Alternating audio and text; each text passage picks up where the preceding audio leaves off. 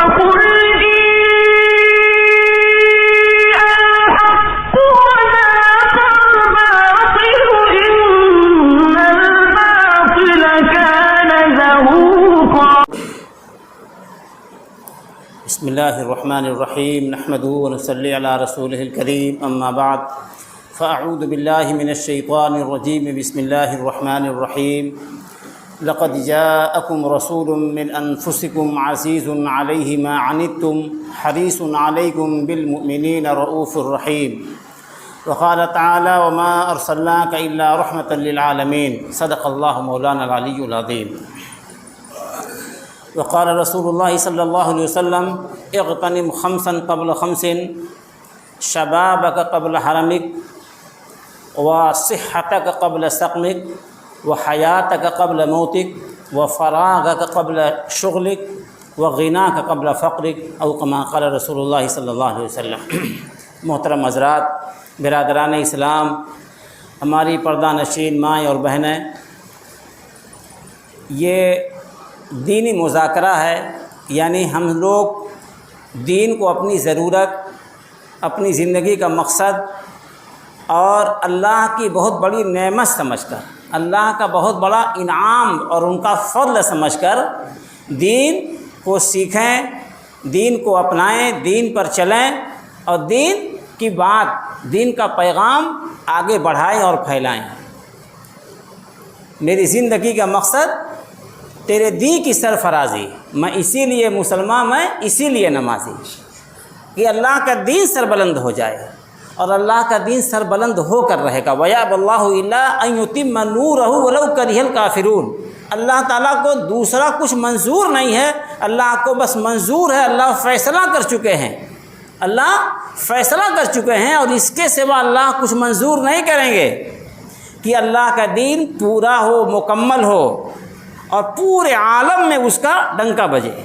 چاہے منکروں کو، اللہ کے دشمنوں کو، اسلام کے دشمنوں کو پسند ہو چاہے نہ ہو، ان کے علی الرغم، یعنی ان کی ناپسندیدگی کے باوجود اللہ کا فیصلہ نافذ ہو کے رہے گا. اللہ کے فیصلے کو کوئی ٹال نہیں سکتا، اللہ کے فیصلے کو کوئی ٹال نہیں سکتا. اللہ کا فیصلہ ہے کہ اللہ کا دین غالب رہے گا، تام اور عام ہوگا، مکمل ہوگا. وقت فرصت ہے کہاں، کام ابھی باقی ہے، نور توحید کا اتمام ابھی باقی ہے. علامہ اقبال اللہ انہیں جزائے خیر دے اور ان کی قبر پر بے شمار رحمت نادل فرمائے. انہوں نے دین کی اتنی بڑی بات ہمیں سنائی ہے، سمجھائی ہے، امت کو یہ پیغام دیا ہے اور ایک احساس جگایا ہے. انہوں نے کہا کہ فرصت کا وقت ایمان والوں کے پاس نہیں ہے، وقت فرصت ہے کہاں، کام ابھی باقی ہے، نور توحید کا اتمام ابھی باقی ہے. اللہ تعالیٰ کے دین اور اللہ کے کلام اور دین کے کلمے کا پیغام ایک ایک اللہ کے بندے تک پہنچانا ابھی باقی ہے. کتنے شرم کی بات ہے کہ ہم لوگ لایانی میں، فضولیات میں اور نہ جانے کیسی کیسی غلیظ اور ناپسندیدہ حرکتوں کے اندر مبتلا ہیں اور ہمیں کچھ احساس نہیں کہ ہم کتنے بہکے ہوئے ہیں. اللہ نے جو عظیم اور پاکیزہ دین کی دولت ہمیں نصیب فرمائی ہے، اس کا حق ہے، اس کا تقاضا ہے کہ ہم اللہ کے ان بندوں تک بھی ہم اسے پہنچائیں جہاں تک نہیں پہنچا ہے، اور جہاں پہنچا ہے مکمل پہنچے. اگر یہی بجلی بہت ڈاؤن ہوتی کہ خالی بلب کے اندر اسپرنگ کا وہی دھاگا خالی جلتا تو کوئی راحت ملتی، کوئی روشنی ملتی؟ تو نام کا ایمان دنیا کے اندر ہماری سربلندی کے لیے اور آخرت کی نجات کے لیے کافی نہیں ہے. ایمان جو اللہ کے وہاں معتبر ہے، مقبول ہے، جاندار ہے، جو ہمیں اعمال پر کھڑا کر دے اور شریعت والی زندگی ہمیں عطا کر دے، وہ ایمان اللہ کے وہاں قبول ہے. بات سمجھ رہے ہیں؟ الا الذین آمنوا وعملوا الصالحات. اللہ فرماتے ہیں خسارے سے، نقصان سے، بربادی سے، ذلت اور رسوائی سے وہی لوگ بچیں گے جو اپنے ایمان کو سنبھالیں گے، اور کامل ایمان وہ ہے جو اعمال پہ کھڑا کر دے. الا الذین آمنوا وعملوا الصالحات. اللہ تعالیٰ ہر جگہ ایمان کے ساتھ نیکوکاری کو، اعمال صالحہ کی پابندی کو ہر جگہ اللہ تعالیٰ ساتھ ساتھ ذکر فرماتے ہیں. لہذا جو موروثی اور نسلی ایمان ہے کہ کلمہ ہمیں رٹا دیا گیا، وہ بھائیوں کافی نہیں ہے. بہت بڑی دولت ہے لیکن وہ کافی نہیں ہے. جیسے ایک آدمی بستر پہ بیچارہ تڑپ رہا ہے تو جان تو اس کے اندر بھی ہے، لیکن نہ اپنی ضروریات تک پوری نہیں کر سکتا، پیشاب پاخانہ نہیں کر سکتا، اپنی دوا نہیں پی سکتا، اپنا کپڑا نہیں بدل سکتا، اپنی ذاتی ضروریات پوری کرنے میں بھی مدد کا محتاج ہے، تو زندہ تو ہے لیکن بیچارہ ناکارہ ہے، اپاہج ہے، مجبور ہے۔ اسی طرح ایمان جو زبان پر ہے وہ کافی نہیں ہے جب تک کہ دل میں اس کا کامل یقین نہ ہو اور عمل اور زندگی سے وہ جھلک نہ رہا ہو، ثابت نہ ہو رہا ہو۔ تو بھائیو، اللہ سے ہمیں وہی ایمان مانگنا ہے جو ہمارے کامل ایمان کی پہچان بن جائے۔ یہ اعمال کیا ہے؟ کامل ایمان کی شناخت ہے۔ حدیث پاک میں بہت پیارا مضمون آیا، فرمایا کہ دیکھو جنت تو ایمان سے ملے گی۔ جنت کیا ہے؟ ایمان سے ملے گی۔ جنت کی چابی ایمان ہے، لیکن کوئی چابی تیر کی طرح سیدھی نہیں ہوتی، اس میں دندانے ہوتے ہیں، دراتی ہوتی ہے، اس میں نوک دھار ہوتی ہے۔ تو فرمایا جیسے چابی میں دندانے ہوتے ہیں، اسی طرح جو اعمال ہیں وہ ایمان کے دندانے ہیں۔ تو جنت جو کھلے گی وہ اس ایمان سے جو اعمال سے چمک رہا ہو، دمک رہا ہو، اور جو ایمان سے، جو اعمال سے لبریز ہو۔ سمجھ رہے ہیں بھائیو؟ اس لیے ہمیں بالکل دھوکہ نہیں کھانا چاہیے۔ اللہ کے حبیب سرور کائنات امام الانبیاء جناب محمد رسول اللہ صلی اللہ علیہ وسلم کی نبوت کا یقین اور آپ کی نبوت پر ایمان، یہ عظیم ترین سرمایہ ہے، یہ ہمارے ایمان کا آدھا حصہ ہے۔ لا الہ الا اللہ محمد رسول اللہ، اللہ کو ایک ماننا آدھا ایمان، اور جو ایمان لے کے آنے والے اور ایمان کا پیغام پہنچانے والے، ایمان جن کے ذریعے ملا ہے جناب محمد رسول اللہ صلی اللہ علیہ وسلم، ان کی رسالت، ان کے پیغمبر ہونے کا یقین، یہ آدھا ایمان ہے۔ یہ کیا ہے؟ آدھا ایمان۔ ان دونوں سے مل کر کے کامل ایمان وجود میں آتا ہے۔ اللہ کے ایک ہونے، یکتا ہونے، بے مثال ہونے، سب کچھ ہونے کا یقین، یہ آدھا ایمان۔ اور پھر اللہ کے سچے پیغمبر نبی الانبیاء رحمت للعالمین جناب محمد رسول اللہ صلی اللہ علیہ وسلم کے پیغمبر ہونے، رحمت للعالمین ہونے، ساری کائنات اور سارے جہان کا پیغمبر ہونے کا یقین، یہ آدھا ایمان ہے۔ جہاں جہاں تک اللہ کی خدائی ہے وہاں وہاں تک آپ کی رسالت ہے۔ اللہ رحمت علی رب عالمین ہے، رب العالمین، تمام جہان کے پروردگار ہیں، تو آپ رحمت للعالمین ہیں کہ عالم میں جہاں جہاں تک آپ کی رسالت تسلیم کی جائے گی وہاں تک آپ کی رحمت پہنچے گی، آپ کی رحمت پہنچے گی۔ اس لیے بھائیو، یہ جو اللہ کے حبیب کی رسالت کا ہم کو دامن ملا ہے اور آپ کے دامن سے وابستگی ہے، عظیم ترین سرمایہ ہے۔ ہمارے امام، ہمارے استاد، امت کے بڑے مشفق اور دیوبند کے بانی حضرت مولانا محمد قاسم نانوتوی کی طرف منسوب جو نعت پاک ہے، اس کے آخری حصے ہیں، حشر کا غم ہو قاسم مجھے کس لیے، حشر کا غم ہو قاسم مجھے کس لیے، میرے آقا ہیں وہ، میرے مولا ہیں وہ، جن کے دامن میں جنت بسائی گئی، جن کے ہاتھوں سے کوثر لٹایا گیا۔ محشر میں جام کوثر کسی کو اسی وقت نصیب ہوگا جب اللہ کے حبیب اس سے راضی ہوں گے اور اسے عطا فرمائیں گے۔ اور جو اپنی زندگی ان کی زندگی کے سانچے میں ڈھال کے جائے گا، جو اپنی نگاہ، اپنی زبان، اپنا دل، اپنے اعمال، اپنی آرزو، اپنی امنگیں، اپنے تمام زندگی کے تقاضے اور لوازمات کو ان کے سانچے میں ڈھال کے جائے گا، انشاءاللہ اللہ کے حبیب ان سے راضی ہوں گے۔ حضرت ہی نے فرمایا ہے کہ دیکھو جیسے ہم کپڑا سلاتے ہیں تو اس کو درزی کو ناپ دیتے ہیں، اب اگر درزی نے ہمارے ناپ کا سلا تب تو ہم اسے قبول کرتے ہیں، پسند کرتے ہیں، اس کو سلائی دیتے ہیں، اور اگر ہم نے جو ناپ دیا اس نے آدھا کر دیا یا ڈبل کر دیا تو ہم کپڑا اس کے منہ پہ ماریں گے، جرمانہ وصول کریں گے، اس سے سختی سے نمٹیں گے۔ تو فرمایا زندگی گزارنے کے لیے جو زندگی اللہ کے وہاں قبول ہے وہ جناب محمد رسول اللہ صلی اللہ علیہ وسلم کا نقشہ اور سانچہ ہے۔ سب سے پہلے مشیت کے انوار سے نقش روئے محمد بنایا گیا، مانگ کر پھر اسی نقش سے روشنی سارے عالم کو سجایا گیا۔ تو بھائیو، اللہ کے حبیب کی روشنی سے سارا عالم جگمگا رہا ہے۔ دنیا میں کہیں بھی حق اور انصاف اور سچائی اور دنیا میں کہیں بھی خیر ہے تو اللہ کے حبیب جناب محمد رسول اللہ صلی اللہ علیہ وسلم کی اور آپ کے جو دیگر رفقا ہیں، آپ کی برادری کے جو حضرات انبیاء ہیں، ان کی تعلیم کا صدقہ ہے۔ کہیں بھی دنیا میں سچائی ہے، انصاف ہے، حق ہے، تو وہ انبیاء علیہ الصلوۃ والسلام کی تعلیم کا اثر ہے۔ لہذا بھائیوں، ہمیں اپنے آپ کو خالی و فارغ نہیں سمجھنا چاہیے۔ وہ شعر اگر یاد نہ ہو تو اس کا مفہوم یاد رہنا چاہیے کہ وقت فرصت ہے، کہاں کام ابھی باقی ہے۔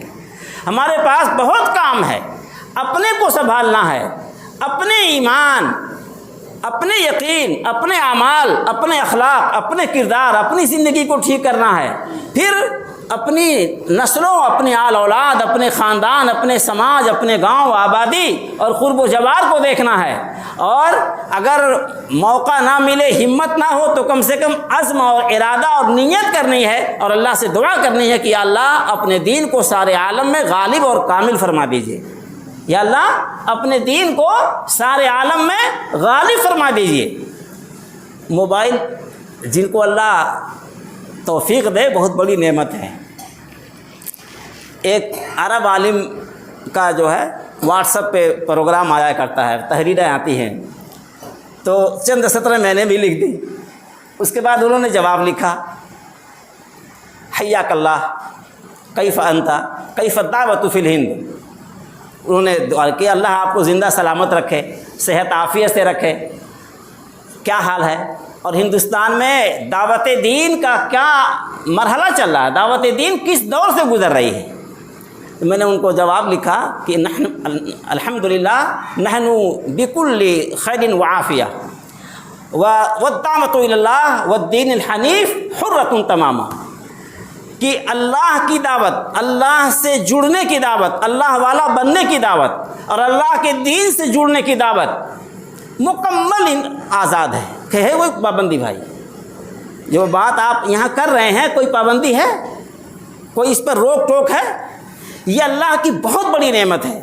اور پھر میں نے چند سطریں اور لکھی کہ الحمدللہ بالعموم اکثر حالات میں مسلمان محفوظ ہیں، المسلمون مسؤولون فی غالب الاحوال ویواجہون التحدیات فی بعض الاحیان۔ کبھی کبھی کچھ مشکلات کا بھی سامنا ہوتا ہے، چیلنجز بھی سامنے آتے ہیں، خطرات بھی سامنے آتے ہیں، الٹے سیدھے قانون بھی بنتے ہیں، الٹی سیدھی اسکیمیں بھی چلتی ہیں اور وہ ہمیشہ رہیں گی۔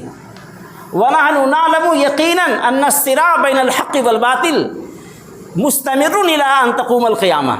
قیامت تک حق و باطل کا ٹکراؤ چلتا رہے گا، ہمیں یقین کامل ہے۔ ہم یہ نہ سمجھے کہ یہ جنت ہے اور کبھی اسے تکیہ لگا کے سونے کا موقع ملے گا۔ جن کے پاس دولت ہوتی ہے ان کے پاس سیکورٹی رکھنی پڑتی ہے نا بھائی؟ جن کے پاس سرمایہ ہوتا ہے سیکورٹی رکھنی پڑتی ہے۔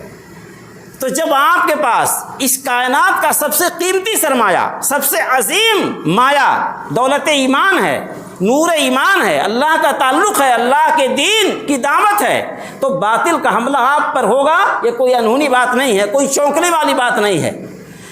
خطرہ یہ ہے کہ ہم بے فکر ہوں، ہم ذہنی طور سے تیار نہ ہوں۔ جیسے مولانا بتائے کہ آسمان کی طرف نظر اٹھائے تو فوراً اللہ کی مدد آ گئی۔ ابھی راستے میں مولانا حسان صاحب سے ہم تذکرہ کر رہے تھے کہ غار ثور میں جب اللہ کے حبیب صدیق اکبر رضی اللہ تعالیٰ عنہ کو ساتھ لے کر کے آ کے 3 دن چھپے اور آگے پھر مدینہ کی طرف روانگی کرنی تھی، اور آپ کے دشمن اور دین کے دشمن، انسانیت کے دشمن، حق و انصاف کے دشمن، خدا و رسول کے دشمن جان بچا کے بھاگنے بھی نہیں دے رہے ہیں، پیچھا کر رہے ہیں، اور زندہ یا مردہ پکڑ کے لے آنے والے کے لیے 100 اونٹ انعام رکھ دیے ہیں۔ اور اس زمانے کے حساب سے جو لوگ قدم کے نشان پہچان کر کے پتہ بتا دیتے تھے ان کو ساتھ لیے ہیں اور غار کے دہانے پر پہنچ گئے۔ صدیق اکبر کہتے ہیں کہ اللہ کے حبیب یہ تو بالکل ہمارے سر پہ آ چکے ہیں، اگر نیچے دیکھیں گے تو ہم نظر آ جائیں گے۔ لو نظر احدہم الی قدمی لافسرنا، ان میں کا ایک آدمی اگر نیچے دیکھے گا تو ہم پر اس کی نظر پڑ جائے گی۔ تو آپ نے کیا فرمایا؟ لا تحزن ان اللہ معنا، غم نہ کرو، یقیناً اللہ ہمارے ساتھ ہے۔ تو بھائیو یہی جو ہے نا کہ اللہ ہمارے ساتھ ہے، اللہ ہمارے ساتھ ہے، یقین کے ساتھ، یقین ہمارا اندر کا بنا ہوا ہو کہ اللہ ہمارے ساتھ ہے، تو یہ یقین اللہ کی رحمت کو، اللہ کی مدد کو، اللہ کی حفاظت کو انشاءاللہ اتروا لائے گا۔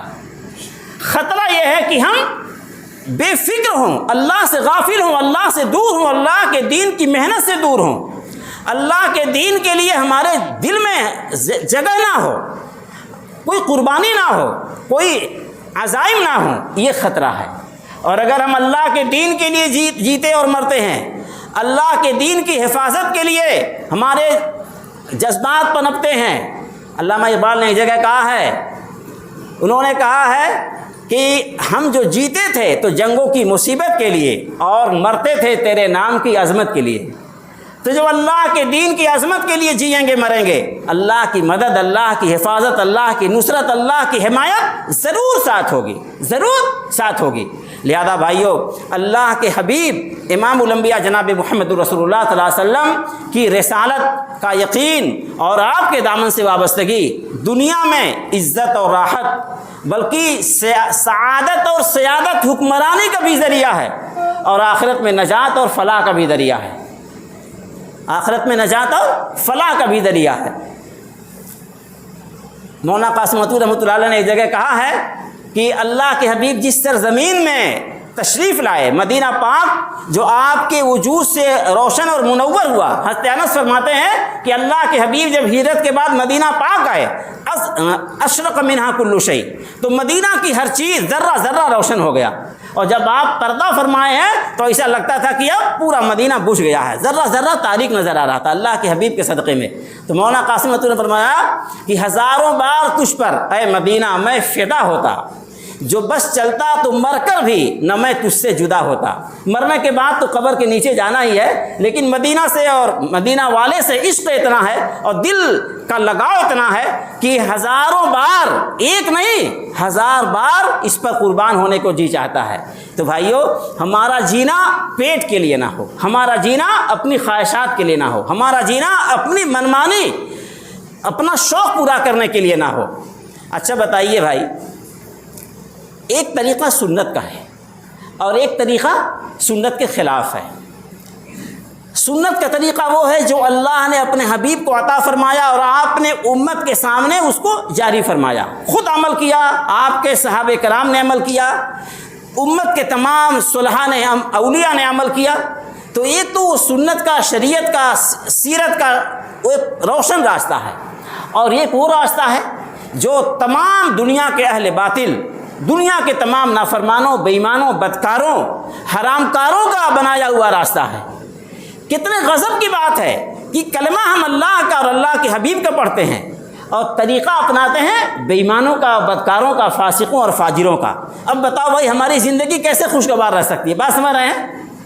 ہم پرچہ لکھواتے ہیں بمبئی میں ٹاٹا ہاسپٹل کا، اور دوا کھاتے ہیں بدھواں پر کے کسی لال بجھکڑ کی۔ تو بتاؤ، جب ہم علاج کہیں کراتے ہیں، نسخہ کہیں لکھواتے ہیں، جانچ کہیں کرواتے ہیں، تو ہم کو علاج وہیں کا سوٹ کرے گا۔ بات سمجھ رہے ہیں؟ تو اللہ کے دین کو ماننا اور اللہ کے دین کا کلمہ پڑھنا، اس کے وفادار ہونے کا دعویٰ کرنا، اور زندگی ہماری بے ایمانوں اور بدکاروں کی نقالی میں گزر رہی ہو، بھائیو بڑی خطرناک بات ہے۔ اس لیے اللہ کے حبیب جناب محمد رسول اللہ صلی اللہ علیہ وسلم کا جو پیغام ہے وہ سراپا عمل ہے۔ اللہ تعالیٰ فرماتے ہیں الیس للانسان الا ما سعی، انسان کے ہاتھ وہی آئے گا جو اس نے محنت کی ہوگی۔ تو جو ہم ایمان اور عمل کی محنت جو کر کے دنیا سے جائیں گے اور نامہ اعمال میں درج کرائیں گے، وہی چیز ہاتھ آئے گی، نعرے اور دعوے کام نہیں آئیں گے۔ اللہ کے حبیب کتنی مشقت اٹھاتے تھے، کتنا فکر مند رہتے تھے، کتنا بے چین رہتے تھے، اللہ کو ترس آیا اور اللہ نے کہا بس اب رہنے دیجیے۔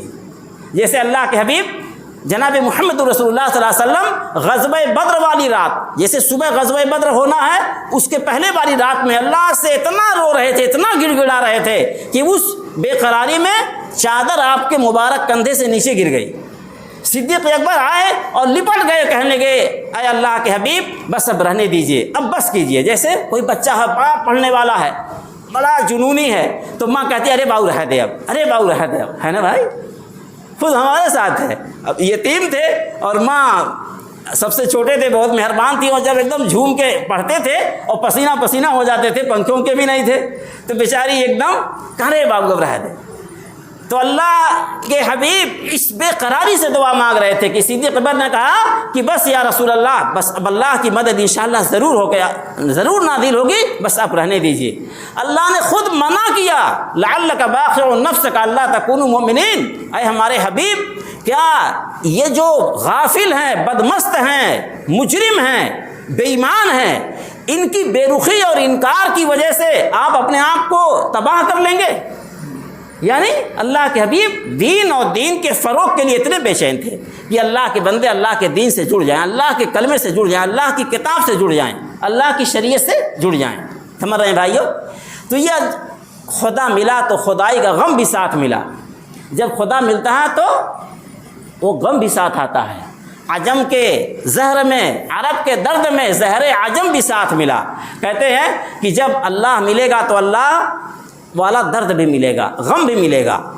وہ غم چاہیے، اس غم سے خالی ہونا، اس فکر سے خالی ہونا، یہ انسان کو بے قیمت بنا دے گا۔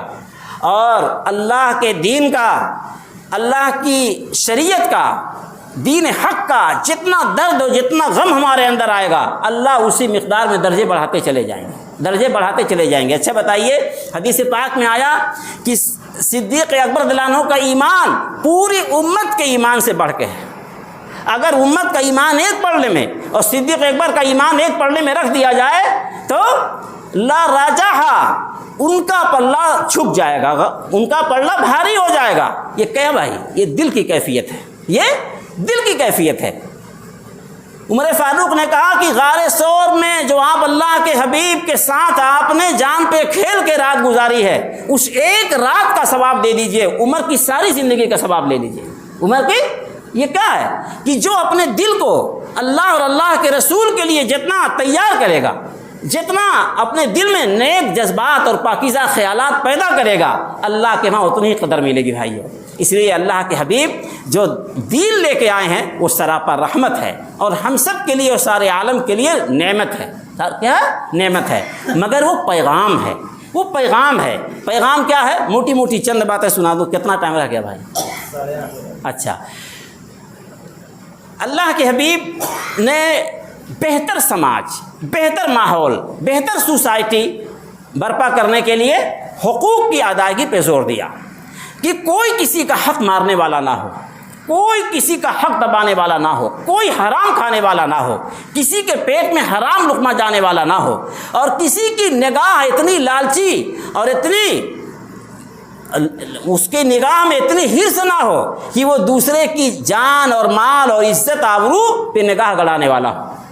اس کا پھر اثر کیا ہوا؟ اس کا اثر یہ ہوا کہ صنعاء سے اور بہت دور کے علاقے سے مکہ تک ایک عورت زیورات سے لدی پھدی سفر کرتی ہے اور اس کو کوئی خطرہ نہیں ہوتا، صرف وہ اللہ سے ڈرتی ہے، کسی چور اور کسی اچکے اور کسی ظالم اور کسی بدکار اور کسی مجرم کا اسے سفر میں کوئی خوف نہیں ہوتا۔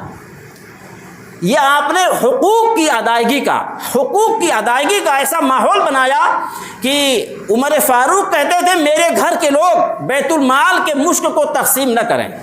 بیت المال کا جو مشک تقسیم ہوگا تو جو رکھنے میں، بانٹنے میں، وزن کرنے میں ہاتھ میں لگ جائے گا، اتنا حصہ بھی مجھے برداشت نہیں ہے، اتنا حصہ بھی مجھے برداشت نہیں ہے۔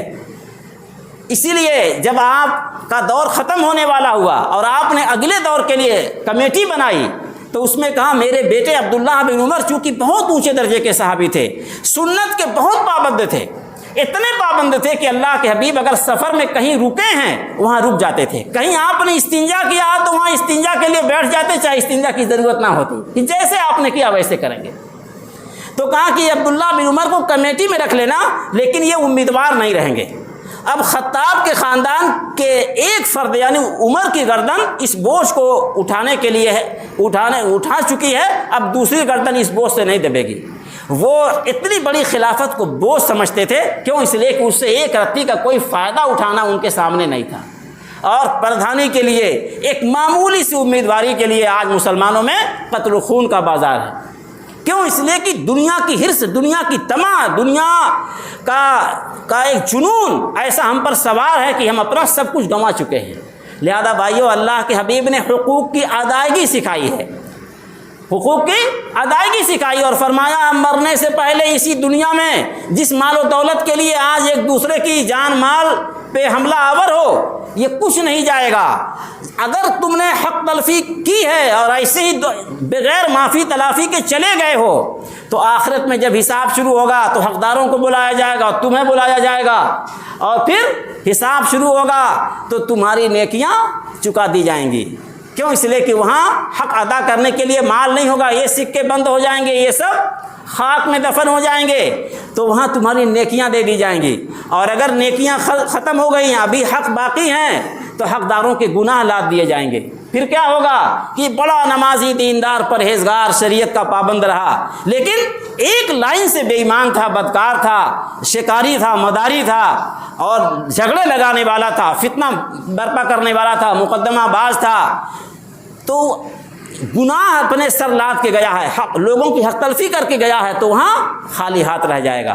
خالی ہاتھ ہی نہیں رہ جائے گا اور زیر بار ہو جائے گا, لد جائے گا. لہذا بھائیو, ہماری ماں بہنیں بھی سنیں, ہماری بہو بیٹیاں بھی سنیں کہ کوئی ایک رتی کا حق کسی کا جانتے بوجھتے ہمارے اوپر نہیں رہنا چاہیے. اگر ہم منمانی میں مبتلا ہیں تو ہم اللہ کے نبی کے سچے امتی نہیں ہیں, سچے امتی نہیں ہیں. اگر ہم لوگوں کے حق مار رہے ہیں اور اپنے اوپر لاد رہے ہیں, اپنی عاقبت تو خراب کر ہی رہے ہیں, اللہ کے حبیب کو بھی ہم رنج پہنچا رہے ہیں. میں نے جو آیت پڑھی ہے, اللہ کے حبیب فرماتے ہیں لقد جاءکم رسول من انفسکم عزیز علیہ ما عنتم. اے ایمان والو, اے دنیا کے انسانوں, پکی بات ہے کہ تمہارے پاس رسول آئے ہیں جو تمہیں میں سے ہیں, جنات نہیں ہیں, فرشتہ نہیں ہے. فرشتہ ہوتے تو کہتے وہ تو فرشتہ تھے, ہم کیسے فرشتہ بن جائیں. جنات ہوتے تو کہتے بھائی وہ تو جنات ہے, ہم انسان ہیں, ہم کیسے پیروی کریں. تمہیں میں سے ہیں, انسان ہیں. انما انا بشر مثلکم, اللہ کے حبیب سے اللہ نے کہلوایا, کہیے کہ میں بھی تمہیں جیسا, بالکل تمہیں جیسا ایک انسان ہوں, ماں باپ سے پیدا ہوا ہوں. بازاروں میں چلنا, ضرورتیں پوری کرنا, کھانا پینا, ہنسنا بولنا, ہر تمام انسانی ضرورتیں میرے ساتھ بھی لگی ہیں. لہذا بہانہ نہیں کر سکتے ہو کہ ہم آپ جیسے کیسے بن سکتے ہیں. فرمایا من انفسکم, تمہیں میں سے ہیں, تمہاری زبان بولتے ہیں اور تمہاری نسل سے ہیں, تمہاری نسل سے ہیں. ماں باپ اور ساری پشتیں معلوم ہے. آپ نے فرمایا کہ آدم سے لے کر میرے باپ عبداللہ تک پورے سینکڑوں پشتوں میں کہیں کوئی بدکار نہیں گزرا ہے. لہذا آپ کے سچی امتی ہونے کی پہچان اور اس کا حق یہ ہے, ہم جان توڑ کوشش کریں کہ ہمارے خاندان میں اور نسلوں میں کہیں کوئی گناہ اور بدکاری اور زنا نہ پنپنے پائے. اللہ کے حبیب تمام پشتوں سے جو ہو کے آئے ہیں, پاک صاف, طاہر مطہر, پاک, بالکل پاک در پاک ہیں. یہ جو جہالت کی بھی صدیاں گزری ہیں, ان میں بھی اس سلسلے میں کوئی بدکار نہیں گزرا ہے. تو من انفسکم, تمہیں میں سے ہیں, تمہارے خاندان کے, تمہاری نسل سے ہیں. اور جانتے ہو کیسے پاک دل ہیں اور تمہارے لیے کیسے وہ ان کا دل دھڑکتا ہے. عزیز علیہ ما عنتم, تمہاری تکلیفیں ان کے اوپر دشوار ہیں. تم اگر گناہ کرتے ہو, نماز چھوڑتے ہو اور جہنمی بنتے ہو, زکوٰۃ چھوڑ کے جہنمی بنتے ہو, ظلم کر کے جہنمی بنتے ہو, تم اگر بدکاریاں کر کے گناہگار بنتے ہو, تو اس سے بھی ان کو رنج ہوتا ہے, اللہ کے وہاں مجرم بن کے آپ کا امتی جائے تو اللہ کے حبیب کی روح کو اس سے تکلیف پہنچتی ہے. ہمارے اعمال ہر ہفتے میں جمعرات اور دوشنبہ کو اللہ کے حضور کی بارگاہ میں پیش ہوتے ہیں, بھائیو پیش ہوتے ہیں, اور ہمارے آبا و اجداد کی خدمت میں بھی پیش ہوتے ہیں. لہذا ہم یاد رکھیں کہ ہمارے اعمال سب ریکارڈ ہو رہے ہیں, سب فائلیں بن رہی ہیں, اور یہاں سے لے کر آخرت تک سب فائل تیار ہو رہی ہے. تو فرمایا کہ عزیز علیہ ما عنتم, جو تمہارے لیے جو چیزیں تمہارے لیے تکلیف کی ہیں, اس سے اللہ کے حبیب کو بھی رنج ہوتا ہے. تو ہم انشاءاللہ احتیاط کریں گے نا کہ کوئی بے دینی کا, گناہ کا, جرم کا, خیانت کا ایسا کام نہیں کریں گے جس سے ہم اللہ کی شریعت میں گناہگار اور مجرم بنیں اور اللہ کے حبیب کی روح کو ٹھیس پہنچے. تو پہلا کام کہ ہم حقوق ادا کریں گے, کسی کا حق اپنے ذمے نہیں رہنے دیں گے. اچھا, جب کسی کا حق نہیں ماریں گے تو کسی کو ہم سے شکایت نہیں ہوگی.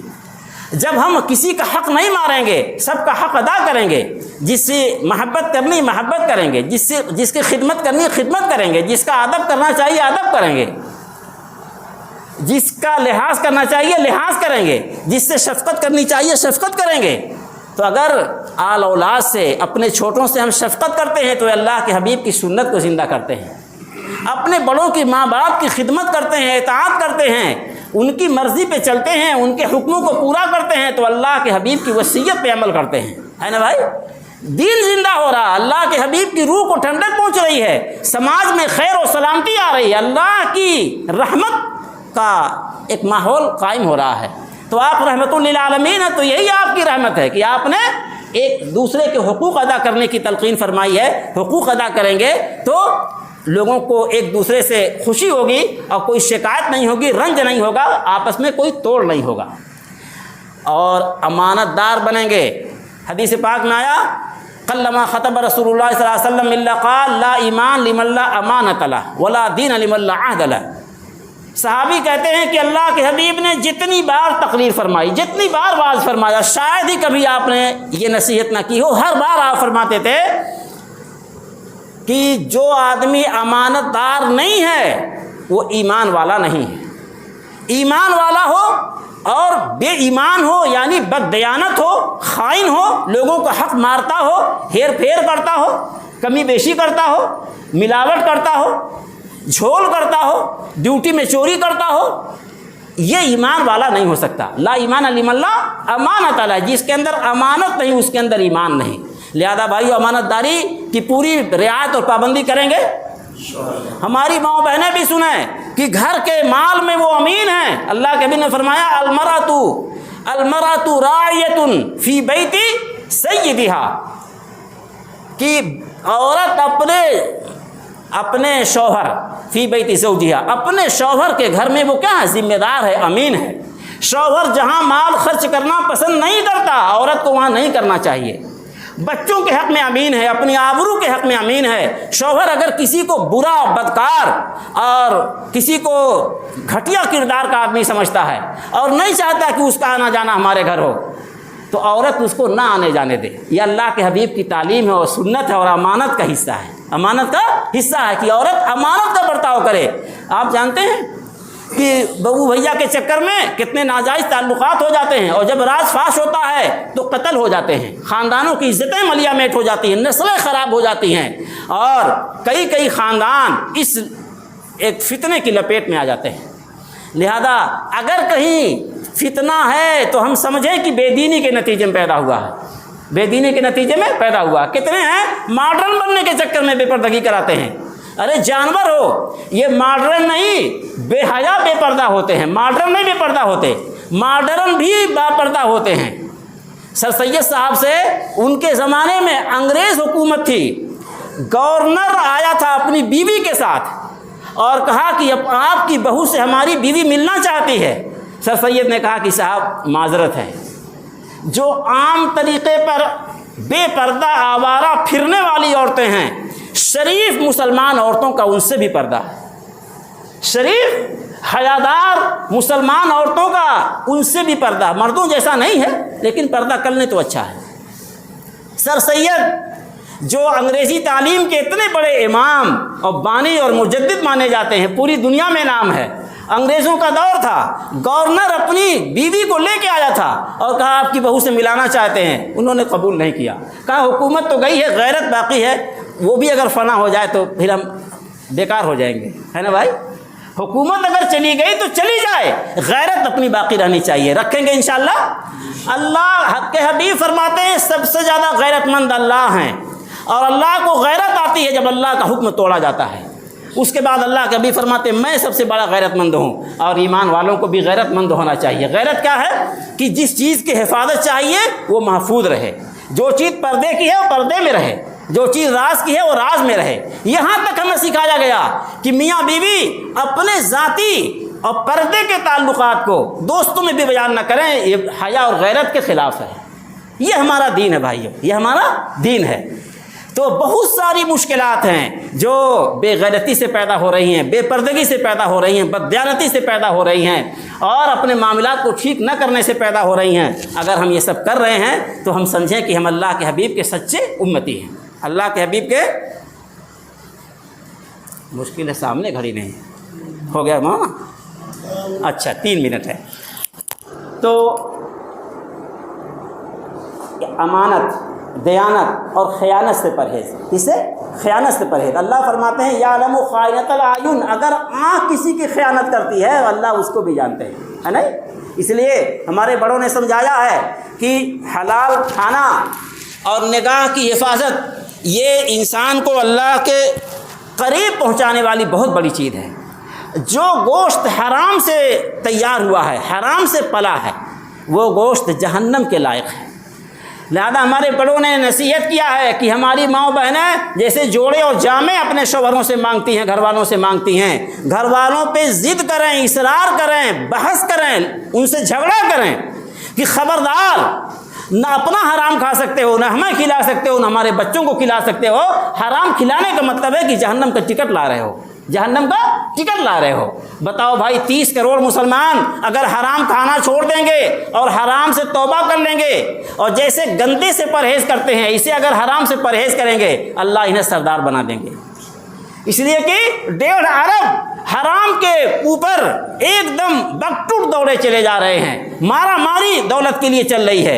اس 1.5 ارب میں اگر 30 کروڑ ایمان والے حرام سے ایسا پرہیز کرنے لگیں جیسا گندا سے پرہیز کیا جاتا ہے، اللہ تعالیٰ ان کی عظمت کو آسمانوں تک پہنچا دیں گے۔ پہنچائیں گے نہیں بھائی؟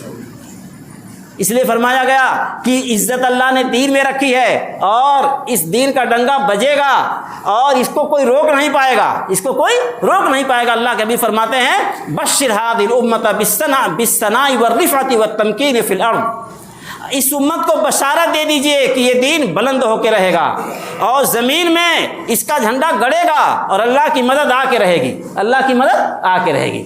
بس بھائیو، ایک مشکلات کا دور آتا ہے۔ یہ جب مسجد بنی ہوگی تو پہلے یہاں کھدائی ہوئی ہوگی، خود کٹائی ہوئی ہوگی، تب بھرائی ہوئی ہے، تو ایک مدت تک تعمیر ہوئی ہے، اس کے بعد پھر رنگ روغن لگا ہے۔ تو آخری دور چل رہا ہے، حق و باطل کا آخری مارکا چل رہا ہے، حق و باطل کی آخری کشمکش چل رہی ہے۔ اس میں مایوس ہونے کی ضرورت نہیں ہے۔ اللہ سے تعلق ہو اور آدمی مایوس ہو، تو وہی مولانا سے میں راستے میں عرض کر رہا تھا، ان اللہ معنا لا تحزن ان اللہ معنا۔ اللہ کے حبیب کہتے ہیں صدیق غم نہ کرو، یقیناً اللہ ہمارے ساتھ ہے، یقیناً اللہ ہمارے ساتھ ہے۔ اب جب اللہ ہمارے ساتھ ہے تو کون ہے جو اللہ کے فیصلے کو اور اللہ کی مدد کو روک دے گا، اللہ کی حفاظت کے دائرے کو توڑ دے گا؟ کوئی ہے بھائی؟ لہذا یہ جو ہمارا یقین ہے یہ ہمارے لیے بہت بڑا حوصلے کا سامان ہے، ہمارے لیے بہت سہارے کا سامان ہے۔ اللہ تعالیٰ ہمارے ہمیں ایمان کامل نصیب فرمائے، یقین کامل نصیب فرمائے، بہتر اخلاق نصیب فرمائے، اور شریعت کے وہ اعمال اور اخلاق جن سے ہمارا خاندان، ہمارا سماج، ہمارا معاشرہ درست ہوتا ہے، پائیدار ہوتا ہے، پاک صاف ہوتا ہے اور تمام خوبیوں سے مالا مال ہوتا ہے۔ اللہ تعالیٰ ہمیں وہ سارے اخلاق اعمال نصیب فرمائے۔ مختصر دعا فرما لیں۔ الحمدللہ رب العالمین والعاقبۃ للمتقین والصلاة والسلام علی سید الانبیاء والمرسلین محمد وآلہ وصحبہ اجمعین۔ ربنا آتنا فی الدنیا حسنہ وفی الآخرۃ حسنۃ وقنا عذاب النار۔ اللہم وفقنا لما تحب وترضى واجعل آخرتنا خیرا من الأولى۔ اللهم انصر الإسلام والمسلمين، اللهم أعز الإسلام والمسلمين، اللهم انصر من نصر دين محمد صلى الله عليه وسلم واجعلنا منهم، واخذل من خذل دين محمد صلى الله عليه وسلم ولا تجعلنا منهم۔ مولا کریم ہم سب کے اکٹھا ہونے کو، کہنے سننے کو قبول فرمائیے، کہنے سننے میں اخلاص نصیب فرمائیے۔ ہم سب کو، ہماری اولادوں کو، ہمارے خاندانوں کو اور ہماری نسلوں کو، ہماری قوم کو، ملت کو دین کے لیے، دین کی نصرت کے لیے، تعلیم و تبلیغ کے لیے قبول فرمائیے۔ مولا کریم سنت و شریعت کی پابندی نصیب فرمائیے۔ اپنے اور اپنے حبیب جناب محمد رسول اللہ صلی اللہ علیہ وسلم کی، آپ کے اہل بیت کی، صحابہ کرام کی، تمام اولیاء امت کی، صلحاء امت کی محبت احترام ہمیں نصیب فرمائیے۔ مولا کریم ہم سب کے لیے دین پر چلنا آسان فرمائیے، ہمارے قلوب کو دین پر جما دیجئے، بے دینی سے ہمارے قلوب کو بچا لیجئے۔ مولا کریم فکر آخرت نصیب فرمائیے، آخرت کی تیاری کا جذبہ نصیب فرمائیے، طاعات پر استقامت نصیب فرمائیے، منکرات فواحش سے، رذائل سے، تمام محرمات سے ہم سب کو بچا لیجئے۔ الہ العالمین ہم سب بہت کمزور ہیں، بار بار مبتلا جرائم ہو جاتے ہیں، الہ العالمین ہماری پیشانیاں پکڑ کر ہمیں اپنی طرف، اپنے دین کی طرف موڑ دیجئے۔ الہ العالمین قبر حشر کی ساری مشکلات کو دور فرما دیجئے، قبر کی وحشت کو دور فرما دیجئے، قرآن کریم سے اور اپنے پاک گھر سے، مسجدوں سے اور دین کے تمام دینی حلقوں سے ہمیں تعلق نصیب فرما دیجئے، اپنے در کا ہمیں بنا لیجئے۔ الہ العالمین آپ کے نیک بندوں نے جیسی پاکیزہ زندگی گزاری ہے ویسی زندگی ہمیں بھی نصیب فرمائیے، ان کے اعمال اخلاق نصیب فرمائیے، ان کا کردار نصیب فرمائیے، ان کی صورت و سیرت نصیب فرمائیے، دنیا آخرت میں اپنے نیک بندوں کا ساتھ نصیب فرمائیے۔